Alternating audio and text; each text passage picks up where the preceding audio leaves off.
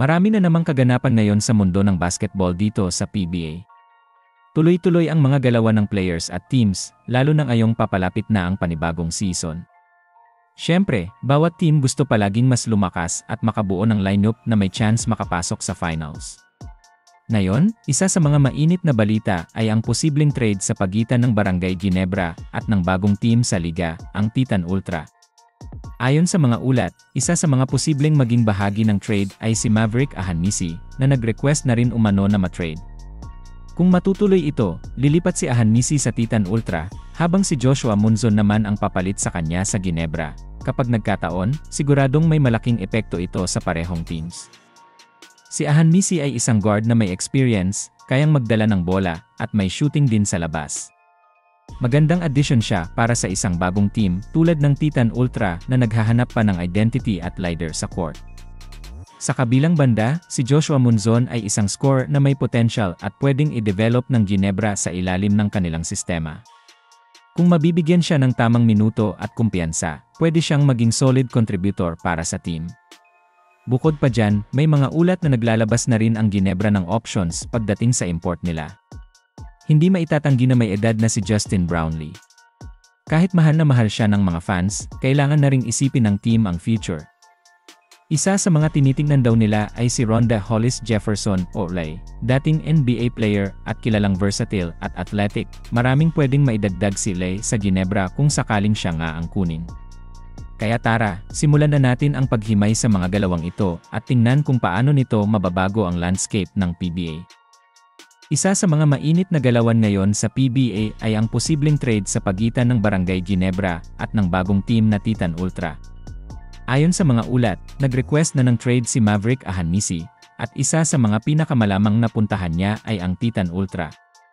Kung matutuloy ito, malaking bagay agad ito para sa parehong team, pero lalo na para sa Titan na kailangan ng isang veteranong guard na may leadership at experience sa liga. Si Maverick Ahanmisi ay hindi basta-basta player. Kilala siya sa pagiging steady sa guard position, kaya niyang magdala ng bola, mag-create ng plays, at tumira sa labas. Noong huling conference, naging isa siya sa mga pinaka-consistent na players ng team niya. May average siya ng halos 13 points per game, may kasama pang rebounds at assists. Hindi man siya flashy, pero alam ng mga coach na reliable si Ahanmisi sa loob ng court. Marunong siyang magbasa ng depensa, at hindi siya selfish pagdating sa bola. Para sa Titan Ultra, napakalaking tulong ni Ahanmisi. Bilang bagong team, importante na may veteran presence sila na pwedeng magsilbing gabay sa mga batang players. Kailangan nila ng isang player na alam kung paano manalo, marunong sa pressure situations, at may respeto sa loob ng locker room. Pasok na pasok dyan si Ahanmisi.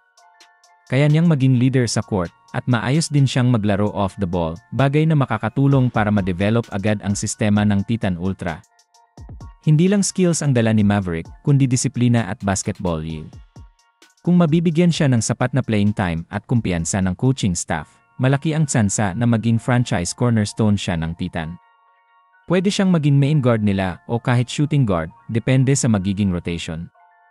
Isa rin siyang player na hindi kailangan ng maraming bola para makakontribute, kaya madali siyang isama sa kahit anong lineup. Kapag natuloy nga ang trade sa pagitan ng Barangay Ginebra at Titan Ultra, si Joshua Munzon naman ang mapupunta sa Ginebra kapalit ni Maverick Ahanmisi.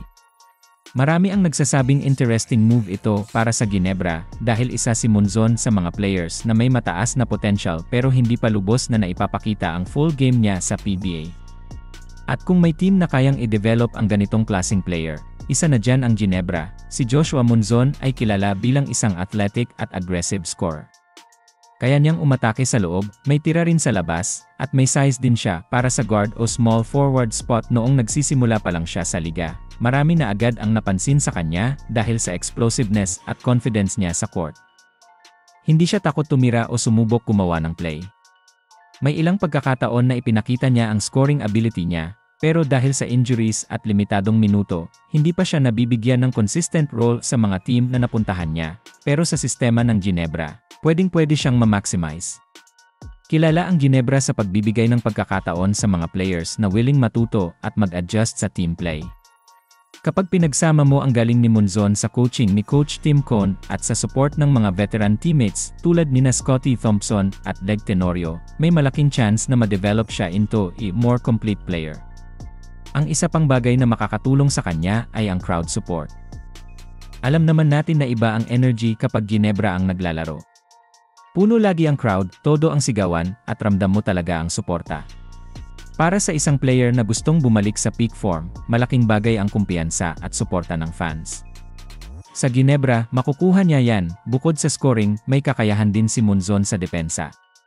Mahaba ang katawan niya, mabilis ang lateral movement, at kaya niyang dumepensa sa positions 1 hanggang 3. Kung maitutok ang focus niya sa depensa at team play, pwedeng maging valuable two-way player siya para sa Ginebra.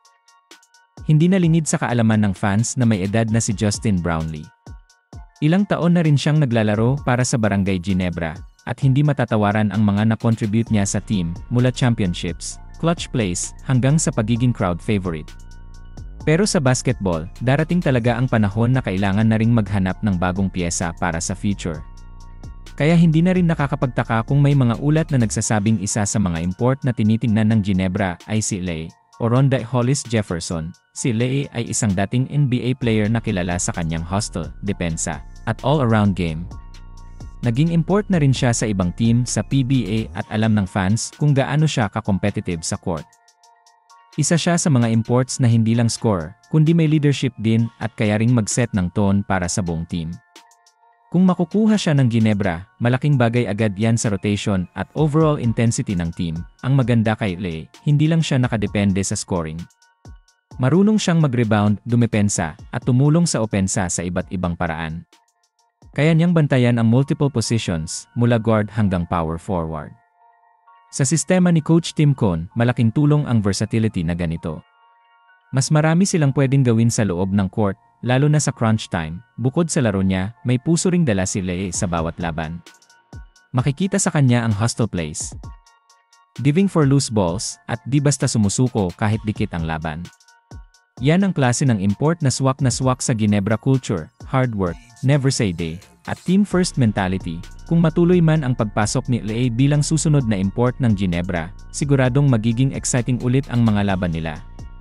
May bagong energy, may bagong puwersa, pero parehong goal, ang manalo at magdala ng saya sa fans.